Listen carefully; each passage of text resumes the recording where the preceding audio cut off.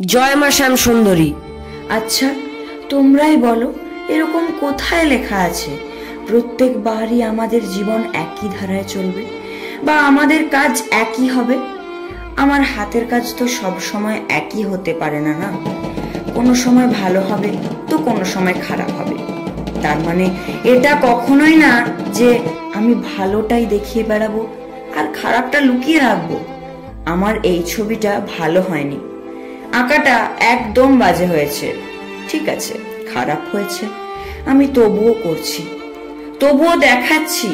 সব সময় ভালো দেখাবো, কোনো সময় কি খারাপটা দেখাবো না?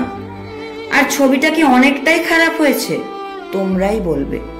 যদি ভালো লাগে তাহলে প্লিজ কমেন্টে জানাও এটাকে 100-র মধ্যে কত দেওয়া যেতে পারে।